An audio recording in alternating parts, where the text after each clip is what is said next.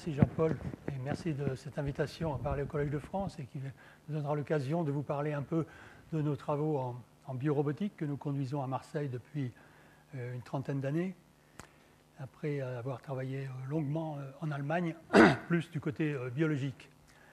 Voilà, donc je voudrais très volontiers vous parler de robots insectes et de ces magnifiques petits robots qui sont actuellement construits à travers le monde. Certains d'entre vous connaissent peut-être ces petits véhicules, l'un qui bat des ailes et qui ne pèse que 2,3 grammes, construit à Fukuoka. Un autre en ce moment est construit à l'université de Chiba, au Japon, par le groupe de Haoliu. Celui-ci qui est vraiment le plus petit de tous les micro-robots aériens, si l'on peut l'appeler robot. Certes, il pèse 60 mg, comme vous le voyez, et son envergure est à peu près le même que celui d'une mouche. Mais jusqu'ici, ni l'un ni l'autre ne sont capables, évidemment, d'évoluer librement dans les airs. Ce ne sont pas des êtres automatiques qui jouissent d'une certaine autonomie dans les environnements les plus complexes que l'on connaît pour les insectes. Donc c'est un domaine de recherche extrêmement important qui est né de par le monde, au Japon, aux USA et en France également. Nous avons nous-mêmes au laboratoire un projet de ces petits appareils, mais nous sommes très loin de pouvoir les faire naviguer de manière complètement autonome. Je dois dire que celui-ci est tout simplement radiocommandé et celui-ci est tout simplement complètement instable. Il virevolte dans les airs sans contrôle aucun. Et c'est la raison, en fait, pour laquelle je vais vous parler aujourd'hui surtout du contrôle de ces véhicules aériens potentiels, véhicules de l'avenir. Et inutile de dire que ces véhicules aériens, dont j'en viens de montrer deux exemplaires, n'ont rien à voir vraiment avec toute la beauté de ce qu'on peut observer chez un véritable insecte. Ici, c'est le travail de Graham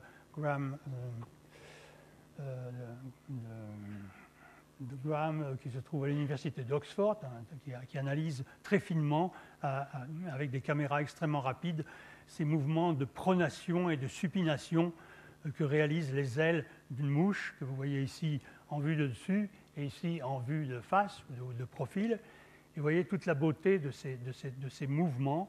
Sachez que pour bouger ses ailes, une mouche a besoin pas d'un actionneur, mais de 18 actionneurs à droite et de 18 actionneurs à gauche. Et sachez aussi qu'une mouche, pour stabiliser sa tête dans l'espace, a besoin de 23 muscles à droite et 23 muscles à gauche. Donc ce sont des animaux extrêmement sophistiqués. Mais pourquoi s'intéresser au contrôle du vol d'un insecte ? Eh bien, on peut dire qu'un insecte artificiel pourrait avoir d'intéressantes applications telles que la surveillance, les télécommunications, les micro-véhicules autonomes en milieu industriel, par exemple, pour la détection également de survivants dans des catastrophes. Les insectes, à vrai dire, pratiquent l'aéronautique depuis 400 millions d'années et sans doute ont-ils quelque chose à nous enseigner.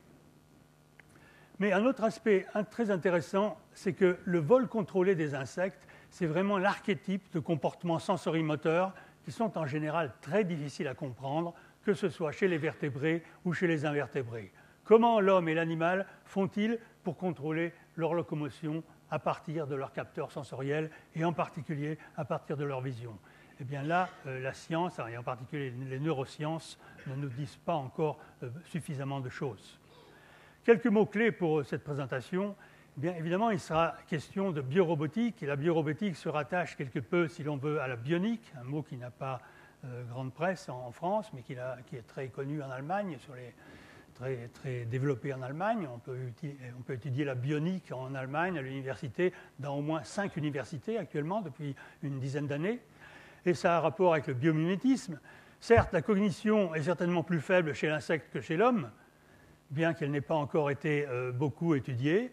On aura affaire à des systèmes réactifs, on aura affaire à des systèmes autonomes en tant que l'énergie embarquée et aussi en tant que traitement. Du moins, c'est ce que nous désirerions vis-à-vis de ces robots de l'avenir.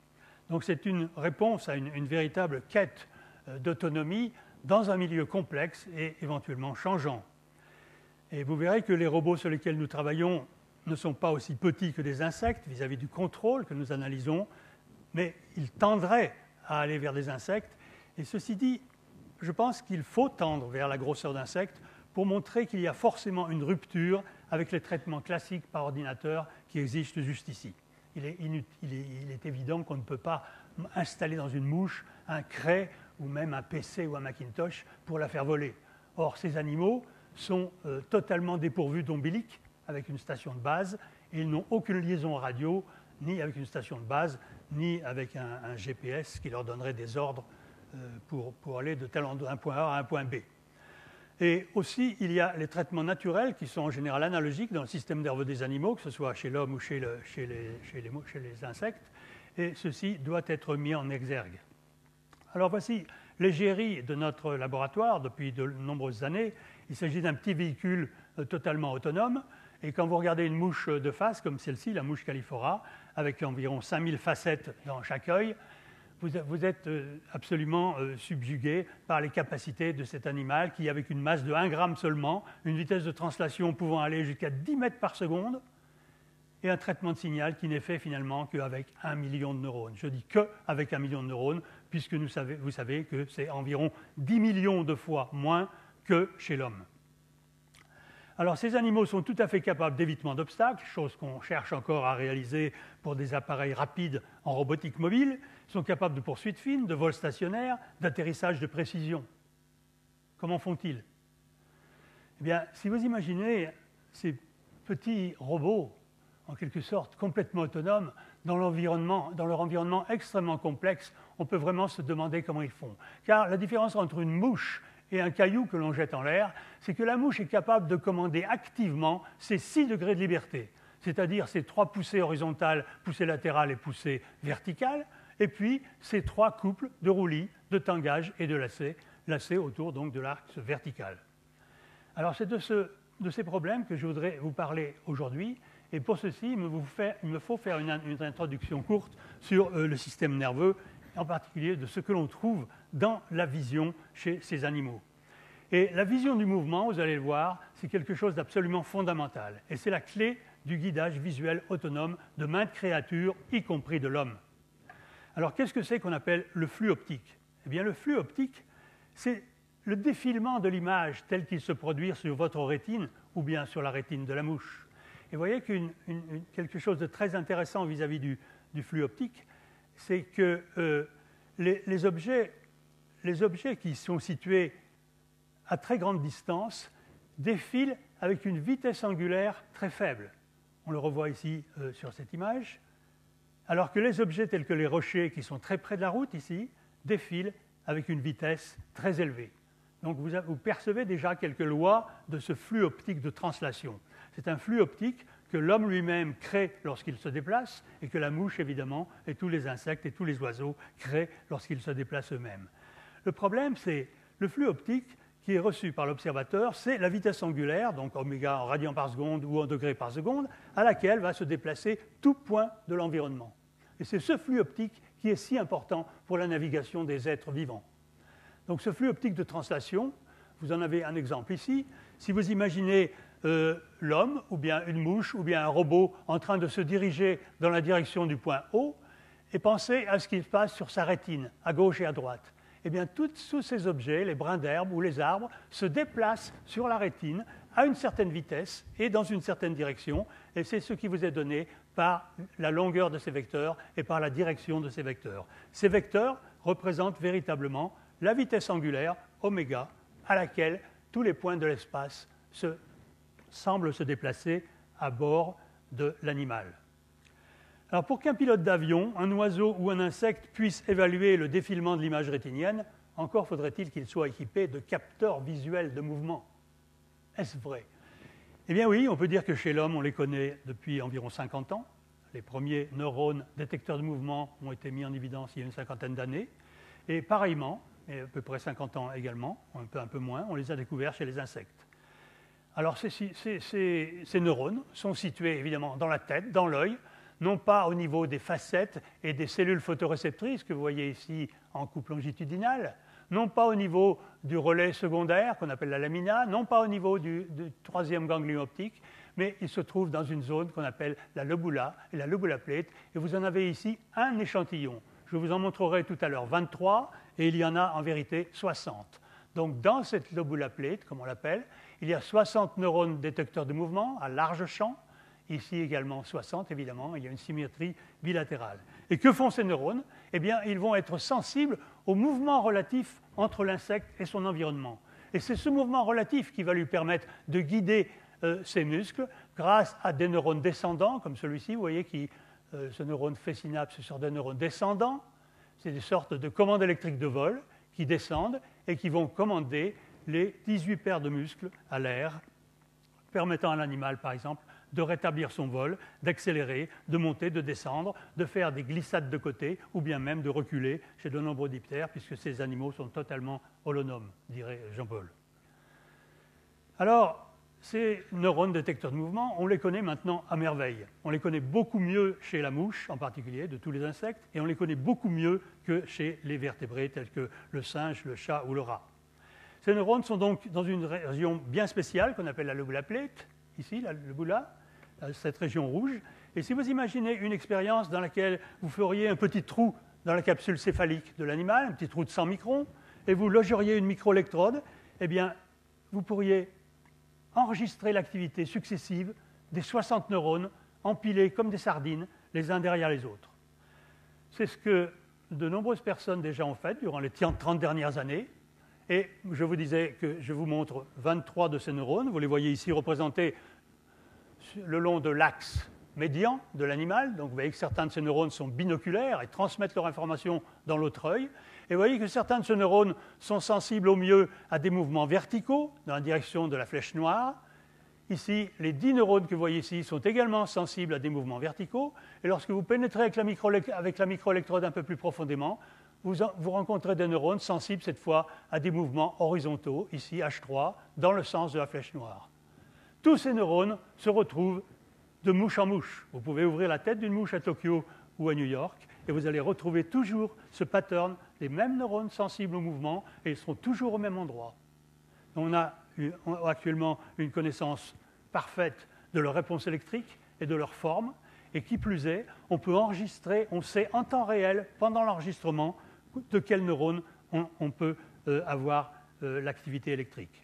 Par exemple, le neurone H1, sur lequel nous avons pas mal travaillé il y a une trentaine d'années avec ma collaboratrice Alexa Rille, si vous regardez la réponse de ce neurone H1 à une mire que vous déplacez dans l'espace, par exemple sur l'écran d'un oscilloscope ou sur l'écran d'un ordinateur, si vous déplacez la mire dans ce sens, vers la gauche, c'est-à-dire d'arrière en avant, dans le sens de la flèche sur l'œil gauche de la mouche, vous constatez que le neurone H1 répond par une vive décharge d'impulsions nerveuses.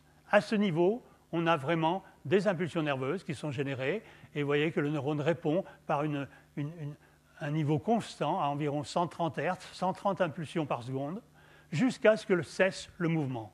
Ici, le mouvement a cessé, et maintenant, on a présenté le mouvement dans le sens opposé, dans le mauvais sens, dirais-je, et vous voyez que la réponse du neurone est pratiquement inhibée, elle retombe à 0 impulsion par seconde.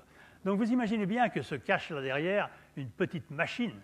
Et je peux vous dire que quand on enregistre cette réponse chez un insecte, on est tout à fait bluffé, parce qu'on peut l'enregistrer pendant des heures, et j'ai même un collègue hollandais qui l'a enregistré pendant 1 mois. Pendant 1 mois, vous pouvez enregistrer la réponse, et le neurone répond vraiment comme une machine.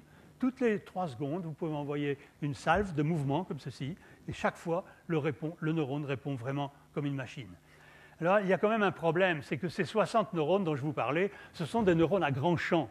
Donc, ils couvrent presque l'ensemble du champ visuel de l'insecte. Donc, si un petit mouvement se produit là, il va générer une réponse élémentaire. Si un petit mouvement se produit là, il va aussi générer une réponse élémentaire. D'où la nécessité, c'est ça le problème, c'est que ce neurone H1, il est en fait alimenté par des milliers de fins neurones qu'on appelle les détecteurs élémentaires de mouvement. Et nous avons voulu comprendre comment fonctionne l'un de ces détecteurs élémentaires de mouvement qui va être capable de détecter un petit mouvement ici ou un petit mouvement là.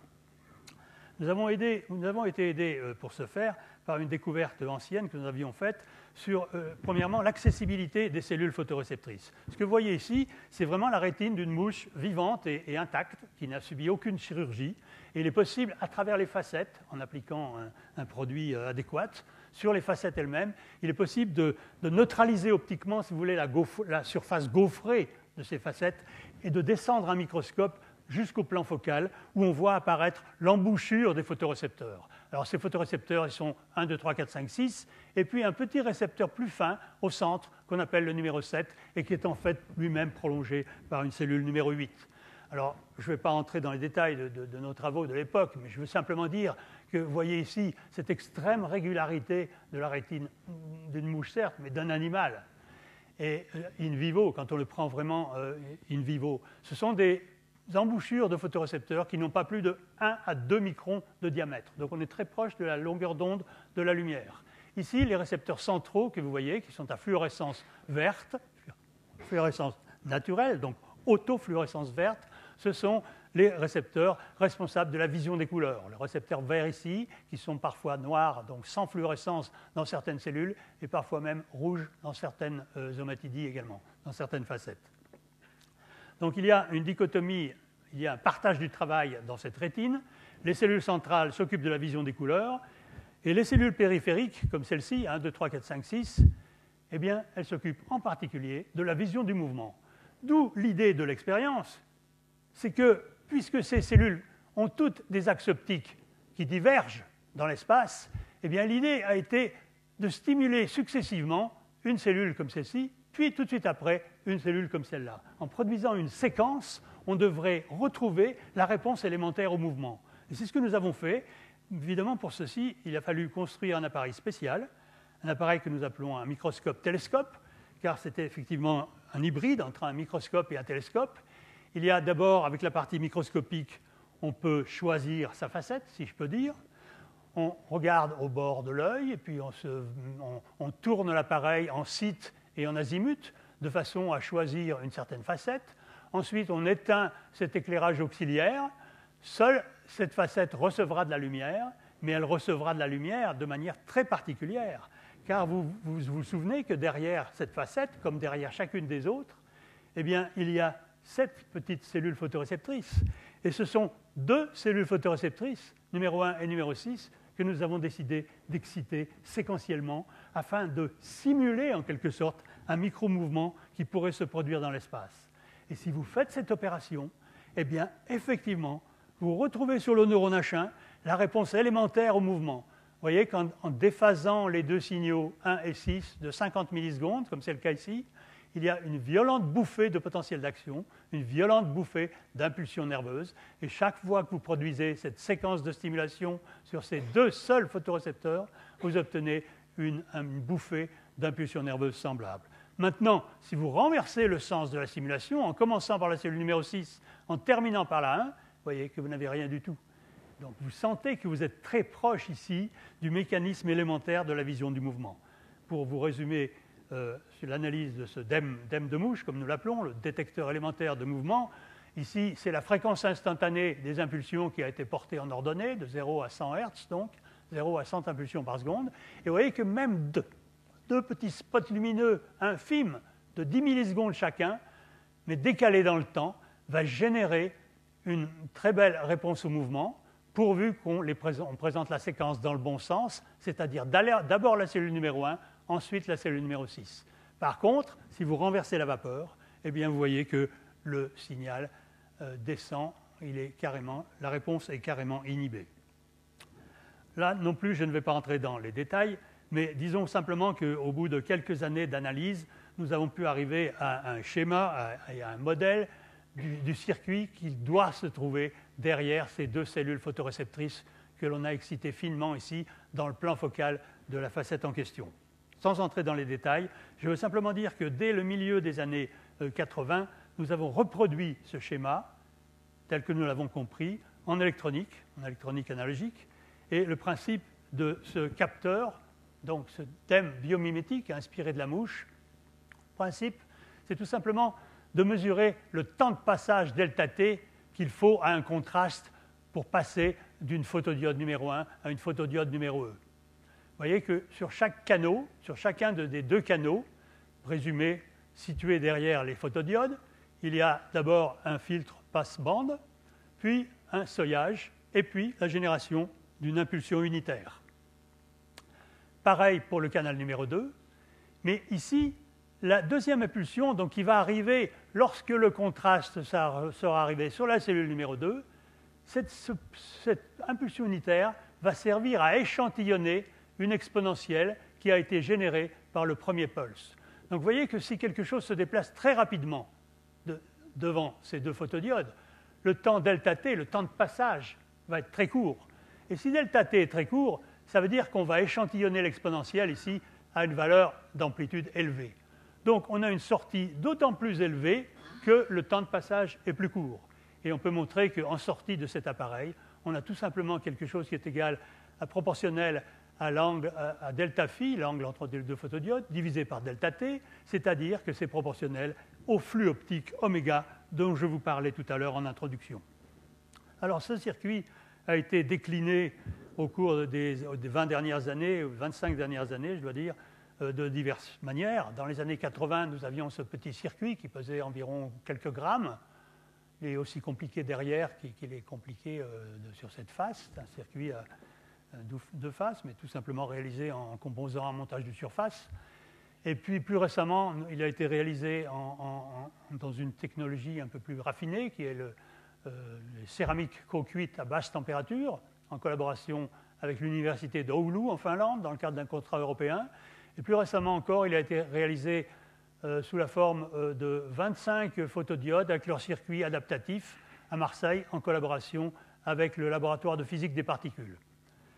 Donc on a eu ces divers circuits, mais pour ne parler que celui de gauche, c'est celui qui, il y a une vingtaine d'années déjà, nous a permis, plus de 20 ans, nous a permis de réaliser cette première tête de robot. Vous voyez qu'il est réalisé, il s'agit plutôt d'une tranche horizontale à travers l'œil composé de la mouche. Il y a ici dans une tranche horizontale autant de facettes que sur un œil de mouche, car le robot en question n'était pas destiné à voler dans un premier temps, c'était il y a 20 ans, mais plutôt destiné à rouler sur le sol. Alors, il faut comprendre qu'entre deux facettes qui, par définition, regardent dans deux directions différentes de l'espace, eh bien, il y a une petite carte comme celle-ci que vous voyez représentées, elles sont toutes empilées ici. Il y a 114 cartes de ce type empilées les unes à côté des autres. Alors, comment passe-t-on de la mouche au robot-mouche ? Bien, le principe qui a été appliqué dans ce robot, c'est le principe qui résulte des lois fondamentales du flux optique de translation.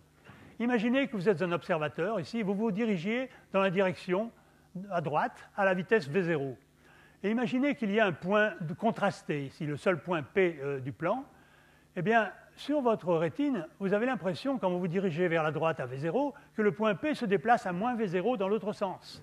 Mais en se déplaçant à moins v0, il va tourner sur votre rétine. Il tourne.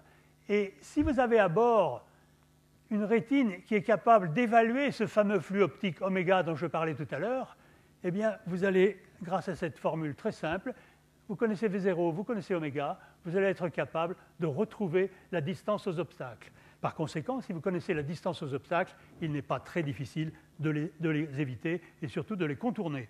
Alors, en simulation, cela donne ceci. Le robot fait des translations élémentaires à 50 cm par seconde. Et durant chacune de ces translations élémentaires, son œil composé, avec ses 114 omatidis, ses 114 facettes, va détecter ces troncs d'arbres. Ici, le robot a un certain diamètre, environ 30 cm de diamètre. Donc, on a représenté l'espace de configuration, c'est-à-dire que chacun de ces arbres ponctuels a été grossi jusqu'au diamètre du robot. Donc, le problème, c'est tout simplement le passage d'un robot sous forme d'un point dans un espace de configuration en vert, comme vous le voyez. Et si ce robot doit se diriger vers la cible, qui est représentée ici en bas à droite, bien vous voyez ce que le robot fait, par exemple. Il évite pas à pas les obstacles. Il ne connaît absolument pas la cartographie du terrain. Il évite les obstacles pas à pas. C'est donc ici, dans ce cas, un robot tout à fait réactif. Alors, ce robot, nous le voyons ici. Et le principe, c'est que tout simplement, par ces translations élémentaires à la vitesse V0, bien, le robot crée un flux optique de translation oméga auquel son œil va être sensible. Et ensuite, son robot mesure ce flux optique oméga à bord de manière autonome, avec ses 114 détecteurs élémentaires de mouvement, et il détermine ainsi la distance aux obstacles, et par conséquent, il peut les éviter. Donc nous avons ici un très petit film qui date de l'époque, de 91, il y a plus de 20 ans, et qui montre donc cette tranche horizontale à travers l'œil composé que nous avons en quelque sorte réalisé. Vous voyez ici Christian Blanes qui lance le robot dans l'arène. Et le robot se dirige. Le robot a un but ici. Il se dirige vers la lampe que vous voyez ici à droite. Et le robot est complètement autonome, en énergie embarquée et en calcul à bord, en traitement. Et il se dirige vers cette source lumineuse, tout en évitant les obstacles qu'il ne connaît pas, dont il ne connaît pas la cartographie, puisque ces obstacles ont été posés ici et là de manière aléatoire. Alors ce robot a une autre particularité, c'est qu'il a été réalisé entièrement en analogique. Ceci pour deux raisons. À l'époque, nous ne disposions pas des microcontrôleurs, microcalculateurs dont on peut disposer aujourd'hui.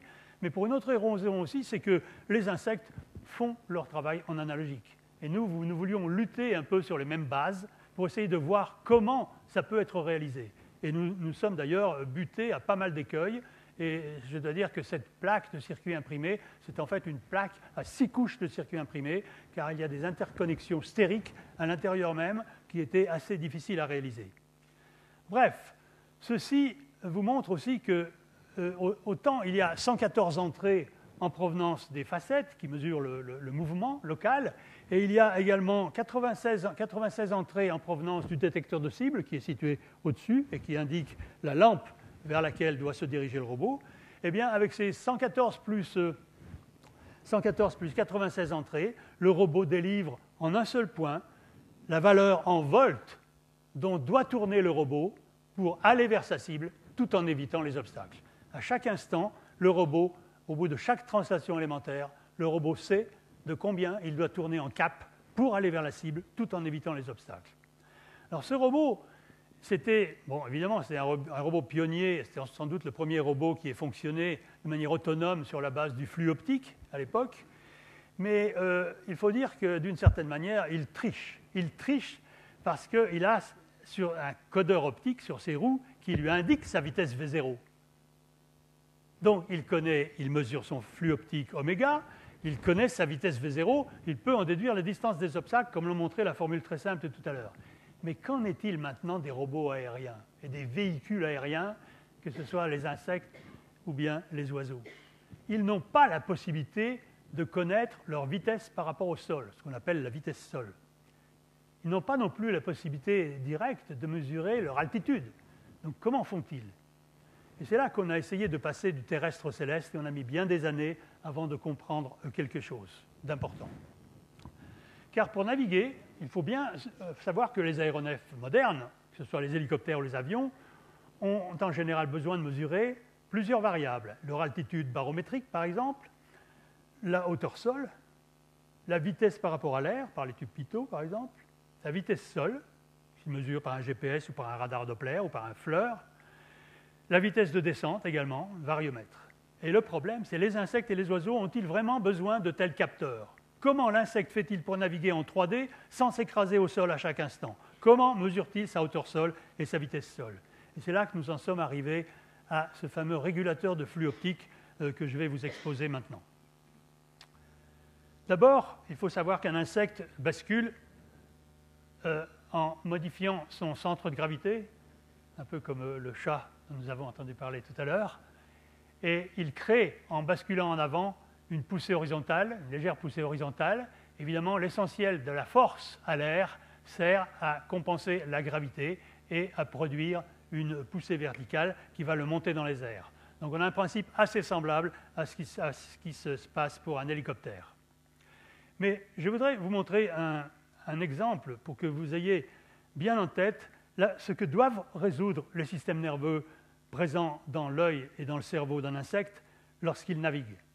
Ici, imaginez les facettes ventrales, le flux qu'elles reçoivent en provenance du sol. Ce flux optique, ce fameux flux optique qu'elles doivent mesurer de manière extrêmement rapide. Eh bien, si on imagine ce qui se passe dans ces conditions-là, vous voyez un insecte, par exemple, qui se déplace à la vitesse Vx, à la hauteur sol h, et on peut dire tout simplement que le flux optique en radians par seconde que ces omatidis ventrales, donc ces facettes ventrales, perçoivent, c'est tout simplement égal à Vx sur h en radians par seconde. Alors, l'animal, comme nous venons de le voir, a la possibilité à bord de mesurer. Il mesure ce flux optique, oméga measured ici. Et ça veut dire qu'en mesurant ce flux optique, il a la possibilité d'accéder non pas tellement à sa vitesse sol, non pas tellement à sa hauteur sol, mais au moins il a la possibilité d'accéder au rapport entre ces deux grandeurs.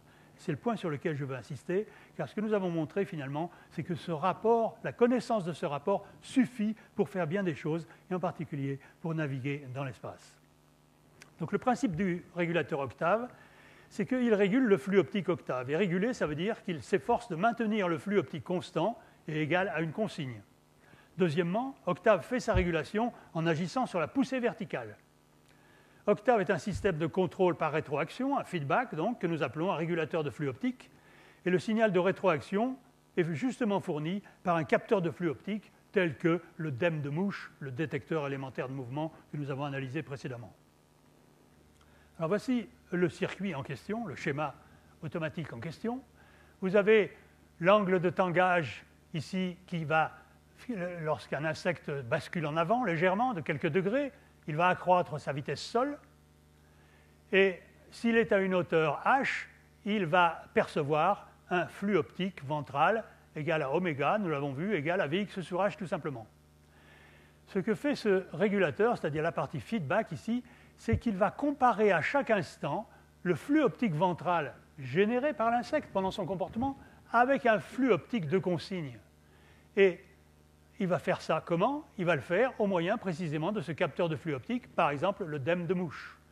Et l'erreur qui va en résulter va permettre d'ajuster la hauteur sol. Alors, ce système est très intéressant et nous l'avons mis en œuvre à bord d'un petit robot très simple, un petit robot hélicoptère d'une centaine de grammes, dont on pilote tout simplement la vitesse de rotation du rotor, et non pas le pas du rotor, c'est trop compliqué dans l'état actuel des choses, bien que nous l'ayons fait déjà avant. Mais ce robot, donc, c'est un robot très élémentaire. Il navigue quand même à des vitesses jusqu'à 3 mètres par seconde, et sa vitesse sol est de 3 mètres par seconde. Son altitude, sa hauteur sol peut être de 3 mètres, mais surtout, il n'a qu'une seule omatidie, il n'a qu'une seule facette, avec 2 photorécepteurs dans leur plan focal, et entre ces 2 photorécepteurs est câblé un seul DEM, un seul détecteur élémentaire de mouvement. Alors, si vous imaginez ce qui se passe lorsque vous basculez l'appareil en avant, eh bien, il accroît sa vitesse sol, mais alors si Vx devient trop grand, Vx sur h est trop grand, oméga est trop grand par rapport à la consigne. Donc, il résulte un signal d'erreur, et c'est ce signal d'erreur qui va rehausser h. h va croître jusqu'à retrouver la véritable valeur, Vx sur h égale oméga, est égale à la valeur de consigne. Donc, ceci devrait conduire tout simplement à un décollage automatique, car il suffit, quand vous êtes au sol, de basculer légèrement en avant, votre rotor étant en train de tourner, et ceci devrait suffire pour décoller. En effet, ici, vous voyez que dans cette phase, on bascule légèrement le rotor vers l'avant, en conséquence de quoi la vitesse sol s'accroît, et parce que la vitesse sol s'accroît, alors la hauteur sol doit s'accroître en vertu de cette rétroaction. Il arrive un moment où, par suite de la traînée, le robot va à une vitesse constante, qui est de l'ordre de 2,2 mètres par seconde ici, et par conséquent, son altitude doit rester constante. Une sorte d'altitude de croisière qui est d'ici d'environ 1 mètre. Dans cette phase, on a redressé l'appareil graduellement jusqu'à ce point où il est tout à fait vertical. Et vous voyez que, évidemment, la vitesse décroît durant cette approche. Et parce que la vitesse décroît, eh bien, l'altitude doit décroître. Et il arrive à un point très intéressant où il n'y a plus de poussée horizontale. L'appareil va avancer uniquement par son élan, et on peut enregistrer la vitesse durant cette phase, qui va être l'atterrissage. On peut montrer que la vitesse décroît exponentiellement, et par conséquent, la vitesse décroît exponentiellement, et par conséquent, l'altitude décroît également. On peut montrer d'ailleurs, les équations le montrent, et le résultat le montre également, que durant cette phase d'atterrissage vraiment, eh bien, le robot va atterrir à pente constante. la chose intéressante, c'est que le résultat du feedback, c'est que durant toute la phase du décollage jusqu'à l'atterrissage, eh bien, vous voyez que le flux optique a été maintenu constant grâce à ce feedback, en l'occurrence 2,5 volts, équivalent à 3 radians par seconde, c'est-à-dire 172 degrés par seconde. Du décollage jusqu'à l'atterrissage, le flux optique est égal à 172 degrés par seconde. Maintenant, un autre exemple. Imaginons que le robot est à grimper sur une pente. Ceci veut dire que progressivement, sa hauteur h, sa hauteur sol h, va décroître. Mais si h décroît, cela veut dire que oméga devient trop élevé par rapport à la consigne. Là encore, il en résulte un signal d'erreur, et ce signal d'erreur va faire en sorte que h soit augmenté jusqu'à recouvrer la véritable valeur Vx sur h égale oméga, qui soit égale à la consigne. Et c'est ce que je veux vous montrer sur cet exemple. Vous voyez ici Franck Ruffier avec les mains bien sur les genoux, pour vous montrer qu'il n'a pas de joystick dans la main susceptible de tromper l'observateur. Et le petit robot donc tourne sur une arène, et sa tâche est en fait de voir s'il est capable de grimper sur cette rampe que l'on voit ici à droite. Et le robot,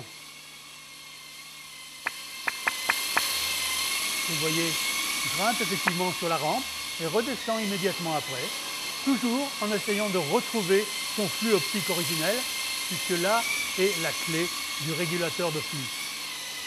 Voilà, il monte et il redescend.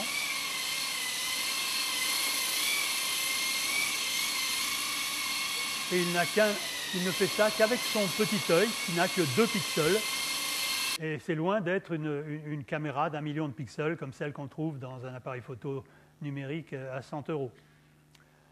Voilà, suivi de terrain, le résultat ici. Bon, je passerai un peu sur les résultats, sur les détails des résultats. Simplement, revenons aux performances. Vous avez vu vaguement au départ le basculement de l'aéronef vers l'avant qui conduit à un décollage automatique. Vous venez de voir à l'instant ce suivi de terrain automatique. Vous avez vu que lorsqu'on redresse l'aéronef, il va atterrir, et il atterrit de manière judicieuse, non seulement à vitesse horizontale nulle, mais aussi à vitesse verticale nulle. Ce que vous n'avez pas vu, par contre, c'est cette dernière partie où ce même système permet à un robot ou bien un insecte de réagir de manière sensée contre le vent. En effet, si un insecte se prend un vent de face, bien évidemment, immédiatement, sa vitesse sol va être réduite. Mais si sa vitesse sol est réduite, alors, en vertu de ce feedback, il doit descendre pour que V sur H reste égal à une constante. Et effectivement, le robot descend, vous le voyez en trait pointillé, il a reçu un léger vent de face et il descend.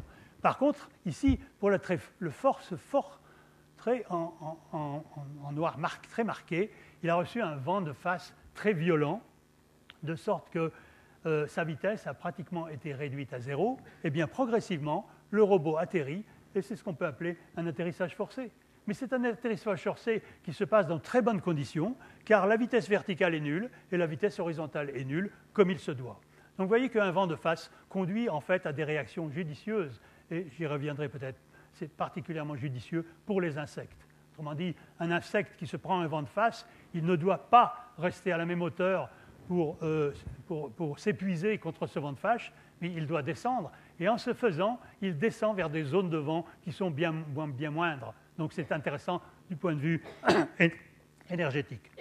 Pareillement, s'il a un vent qui le pousse, un vent arrière, sa vitesse sol va s'accroître, par conséquent, il doit monter. Et c'est ce qui a été observé dans la nature. Donc un résumé sur ce robot Octave. La clé de ce robot Octave, c'est un régulateur de flux optique qui agit sur la poussée verticale, vous l'avez vu. Et la conséquence, c'est que ce robot Octave navigue et atterrit en sécurité sans avoir à mesurer ni sa hauteur sol, ni sa vitesse sol, ni sa vitesse de descente, économisant par là même de nombreux capteurs avioniques. Mais intéressant pour nous, les physiologistes, c'est que ce même schéma rend compte de nombreux comportements observés chez l'insecte. Par exemple, le fait que les abeilles ou les criquets maintiennent un flux optique constant. Les criquets ou les abeilles descendent par vent de face et montent par vent arrière. Les abeilles atterrissent à pente constante, comme l'a montré Srinivasan. Les abeilles se noient en traversant une eau dormante. Et dans ce dernier cas, évidemment, c'est le capteur de flux optique qui fait défaut, car il n'y a plus aucun contraste à la surface de l'eau, puisqu'elle n'est plus ridée. Sur une eau dormante, il n'y a plus de rides dont peut s'alimenter le capteur de mouvement. Et par conséquent, les abeilles se noient, et ceci a été observé dans la nature, et c'est ce qui se passerait également pour notre petit robot. Alors les applications potentielles, on peut les envisager pour l'aéronautique évidemment, des pilotes automatiques innovants, légers et économiques, basés sur la vision du terrain survolé, et ne faisant appel ni à un radioaltimètre, ni à un GPS, ni à un radar Doppler. Les applications spatiales également, en direction d'un atterrisseur lunaire ou martien. Nous avons eu un contrat ESA au laboratoire, et voici une première application qui a été faite en simulation sur un simulateur de la surface lunaire, un simulateur Pangu, qui a été donné au laboratoire par l'ESA en Hollande. Et vous voyez que ce qui a été fait ici, c'est qu'on a un atterrisseur avec ses rétrofusées, et on a donné une loi à ce module lunaire, une loi de basculement de 0,25 degrés par seconde. Donc l'appareil se redresse de plus en plus au fur et à mesure qu'il arrive ceci. En conséquence de quoi, sa vitesse horizontale décroît, mais aussi, parallèlement, à cause du régulateur de flux optique, sa vitesse verticale Vz. Et en conséquence de quoi, le rapport de ces deux, Vx sur h, reste sensiblement constant, c'est-à-dire le flux optique, qui, en l'occurrence, reste égal à peu près 17,2 degrés par seconde. C'est d'ailleurs un flux optique intéressant, parce que c'est à peu près le flux optique qu'avait Blériot lorsqu'il a traversé la Manche à partir de Calais il y a 102 ans. Voilà, un dernier exemple de cette biorobotique peut-être, si j'ai encore peut-être 5-10 minutes. C'est un exemple qui nous est venu aussi d'une autre découverte que nous avons faite. Il se trouve qu'à l'intérieur du cockpit de la mouche, c'est évidemment très complexe. Hein. C'est que la rétine est posée sur une sorte de cadre oculaire, que vous voyez ici dans la profondeur de l'œil. Et à ce cadre oculaire sont attachés deux muscles oculaires. Et ce muscle qu'on appelle le mote, nous avons essayé d'enregistrer de ce muscle ou de sa commande sur un animal vivant et en vol. Donc comment peut-on enregistrer en vol? D'abord, il faut se débrouiller pour placer des électrodes au bon endroit sur le muscle.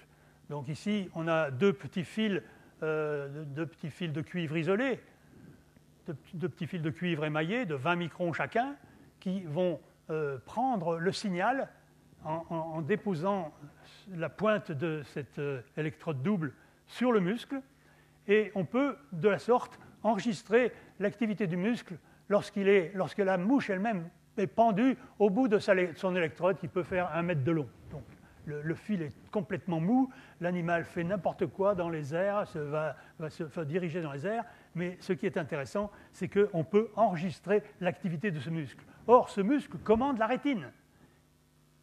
Et l'activité de ce muscle est étonnante, c'est que durant toute la vie de l'animal, il est activé par des impulsions nerveuses à très haute fréquence, environ 100 Hz, comme vous le voyez ici, en vérité 120 Hz, vous le voyez ici porté en impulsions par seconde, ici c'est la fréquence instantanée. Et vous voyez que si vous observez le détail, la fréquence n'est pas vraiment constante, il y a des sautes de fréquence ici, des sautes de fréquence là, de manière tout à fait périodique, on a ces sautes de fréquence qui passent de 110 Hz à 60 Hz, et lorsque ceci se produit, eh bien vous imaginez ce qui se passe, c'est que les photorécepteurs, j'en représente un par simplicité, photorécepteur noir, va se retrouver subitement décalé dans le plan focal, de sorte qu'il va regarder ailleurs par un angle déφi tout simplement égal à dx sur la distance focale de la facette, qui est de l'ordre de 50 microns. Donc on a ici une sorte de microscanner, car ce mouvement se fait à la fréquence de 5 Hz. Donc vous pouvez dire que 5 fois par seconde, la mouche est en train de faire vibrer ses ailes, de faire vibrer son muscle rétinien, donc sa rétine, et ceci se produit selon une loi particulière, avec une partie linéaire et une partie exponentielle. Eh bien, nous avons reproduit ce schéma de vibration de la rétine, toujours sur une petite rétine de 2 pixels, toujours 2 pixels. Nos yeux, désormais, ne font que 2 pixels pour montrer les phénomènes élémentaires. Et nous sommes même allés jusqu'à construire un robot basé sur ce principe. Et ce microscanning nous a montré que si on câble derrière les photorécepteurs qui subissent ce microscanning, si on câble encore un détecteur élémentaire de mouche, comme nous savons qu'il existe chez la mouche, eh bien on on obtient un magnifique capteur de position angulaire. Ce n'est pas un capteur de vitesse, mais c'est un capteur de position.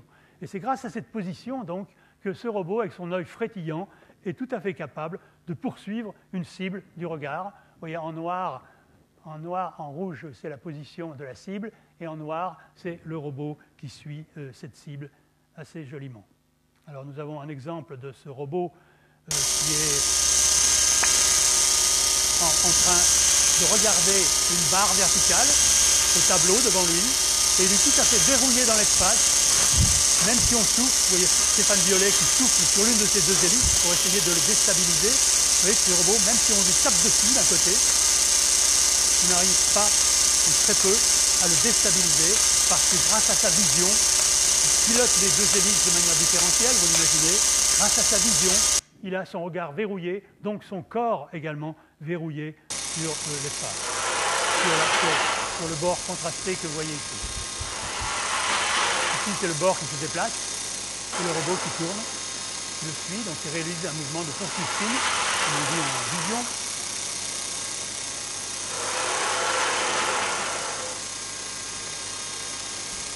Vous voyez qu'il réalise cette performance malgré les nombreuses perturbations qu'il a, en particulier cette perturbation pendulaire due au fait qu'il est pendu au bout d'un fil de nylon de 2 mètres de long qu'il accroche au plafond.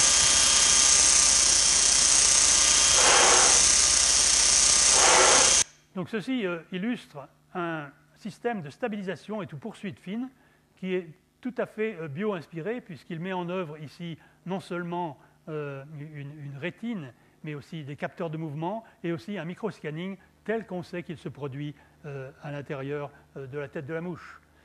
Pour réaliser ces performances, évidemment, ce robot donc, a son capteur visuel ici, qui mesure la position angulaire. Ici, c'est la direction du robot, la sortie du robot. Et ce que le robot mesure, c'est en fait l'angle, le petit angle entre la direction de la cible et la direction de son propre corps, grâce à ce capteur Oscar. Et ensuite, il renvoie ça sur le robot lui-même, qui est commandé ici en tension, par l'intermédiaire d'un correcteur. Ceci est commandé en tension. Une fois intégré la vitesse de sortie du robot, la vitesse de rotation du robot, on a la position, donc la position, l'orientation du robot. Évidemment, ce robot fait aussi appel à une sorte de réflexe vestibulo-oculaire, c'est-à-dire qu'on mesure en ce point la vitesse de rotation du robot grâce à un microgyromètre, et ce signal vient aider la stabilisation comme le ferait une boucle de contre-réaction tachymétrique classique. Alors, on peut perturber ce robot, c'est ce que vous avez vu tout à l'heure lorsque Stéphane Violet soufflait sur une de ces deux hélices. On le perturbe violemment et vous avez vu que malgré tout, il reste tout à fait stabilisé. Vous pourriez dire par contre que cette sorte de système inertiel qui est le microgyromètre n'a rien de biologique. Bien, ce n'est pas vrai. Vous savez que d'une part, dans notre tête, on dispose d'un système vestibulo-oculaire dont Alain Berthoz a dû beaucoup vous parler la semaine dernière. Et il existe chez la mouche pareillement un système analogue qui ne fonctionne pas de la même manière, mais ce sont ces deux balanciers que vous voyez ici, très longs. Ce sont deux petits balanciers qui oscillent à la fréquence des ailes, mais en opposition de phase avec les ailes. Et ce sont ces balanciers dont on a démontré il y a environ 70 ans en Angleterre qu'ils servaient de gyromètre à l'animal. Donc l'animal a non seulement sa vision, mais il a aussi ce microgyromètre à vibration pour assurer ses performances. Un résumé court sur ce robot Oscar. Vous avez vu que grâce à son microbalayage rétinien, Oscar est capable de se stabiliser dans l'espace à partir de sa vision. Il est capable également de fixer et de poursuivre un objet du regard. Et Oscar, je ne l'ai pas montré, mais c'est le cas, il a gagné une véritable hyperacuité dans la mesure où la résolution de son œil, grâce au microscanning, a été améliorée par un facteur 40, et même dans un autre système que nous avons réalisé plus récemment avec Lubin Kéruel dans notre laboratoire, par un facteur 900. Donc on peut, grâce à cette vibration, on peut acquérir une véritable hyperacuité, améliorer la résolution entre ces deux pixels par un facteur assez considérable. Les applications potentielles, là encore, sont des systèmes de stabilisation optique de plateformes diverses, tels que des véhicules, navires ou aéronefs, robots, caméras, des systèmes de poursuite fine et également des systèmes d'évitement de câbles par les hélicoptères, un problème sur lequel nous avons travaillé. Maintenant, en dernier ressort, je voudrais montrer une amélioration de ce système, car il faut dire quand même qu'avec ces 2 pixels, son champ visuel est évidemment assez réduit. Donc vous avez vu quelqu'un tout à l'heure qui tapait avec un marteau. Si on tape assez fort, on va évidemment le déstabiliser. Et que faire? Eh bien, que faire? Faire ce que font les animaux. Et je voudrais vous montrer un film tout à fait extraordinaire qui a été réalisé par Norbert Bödecker et Jochen Zeil en Allemagne il y a quelques années. Il s'agit de la guêpe des sables, qui est photographiée à 50-500 images par seconde, donc très, très rapide. Et vous allez voir que l'animal verrouille sa tête, c'est-à-dire ses yeux, dans l'espace, et c'est son corps qui, derrière, va tourner autour de sa tête.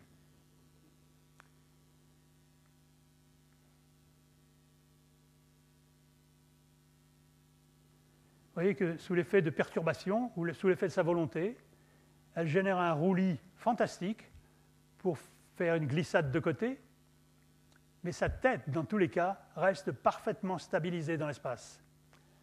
De temps à autre, elle fait quelques saccades oculaires, comme nous le faisons nous-mêmes, l'être humain. Mais ce qui est fantastique, c'est de voir ce verrouillage de la tête, c'est-à-dire des yeux, par rapport à l'espace environnant. Alors nous avons pris ceci comme modèle pour essayer d'améliorer le robot Oscar que vous avez vu précédemment, et c'est devenu Oscar 2. Et Oscar 2, eh bien, il va avoir un découplage mécanique, cette fois, entre son œil et son corps. Le corps, c'est toujours le même, cette barre avec les 2 hélices, mais sur ce corps est posée cette tête avec un œil qui est en fait qui tourne, qui peut tourner légèrement et de manière très rapide, grâce à un petit actionneur de 2,4 grammes que nous avons fraisé dans un micro-disque dur chinois. Donc, grâce à cet actionneur extrêmement rapide, dont la constante de temps est de l'ordre de 19 millisecondes seulement, vous allez voir que l'œil reste, dans tous les coups, braqué sur son objet, même si le corps, derrière, se balade sous l'effet des perturbations nombreuses qu'on peut lui appliquer. Donc, vous verrez le robot sous cette forme. Vous le verrez d'abord suspendu à un fil de nylon jusqu'au plafond, puis vous le verrez posé également sur un résolveur miniature et sans friction qui permet de mesurer la position exacte du corps du robot, donc son orientation, en plus de l'orientation de son œil. Et vous voyez que dans ces conditions, si on soumet le corps de cet appareil sur une hélice seulement, donc de manière complètement asymétrique, si on le soumet à une turbine qui lui donne des coups de vent de 2 mètres par seconde jusqu'à 6 mètres par seconde, donc des perturbations extrêmement fortes, eh bien vous voyez que le robot quand même continue de suivre la position de la cible. Et ceci pourquoi? Eh bien c'est parce qu'il a son œil qui est avant tout braqué sur la cible. Alors, en permanence, le robot est braqué sur ce bord contrasté, malgré ces perturbations pendulaires. Il les suit du regard. Si la cible se déplace, il la suit du regard. Et ici, nous allons ouvrir un sèche-cheveux. Donc une perturbation extrêmement violente qui va venir sur l'une de ces 2 hélices. Vous allez voir que le robot n'en est pas du tout désorienté pour autant. Pourquoi? Parce que son œil continue de regarder le bord contrasté. Vous voyez que chaque fois qu'on donne un coup de sèche-cheveux dans une hélice, l'œil reste verrouillé vers l'avant, alors que le corps se balade derrière. Évidemment, ici, c'est un système plus complexe qui a été réalisé, car il faut voir que lorsque le corps se déplace, il emmène l'œil avec lui, et c'est l'œil qui, dans un premier temps, doit réagir par rapport au corps. Donc on a ici, par rapport à ce capteur visuel, on a ici la direction de la cible, et la direction de l'orientation du corps et la direction de l'orientation de l'œil lui-même. Et ce qui est important, c'est qu'on a un signal commun, Common Drive Signal, ici, qui va générer d'une part une rotation rapide de l'œil. Ceci, donc, c'est très rapide, se passe très rapidement. Mais ici, comme on a affaire au corps, c'est un système inertiel qui va venir aider, une sorte de système vestibulo-oculaire qui vient aider la stabilisation et la poursuite fine de l'appareil.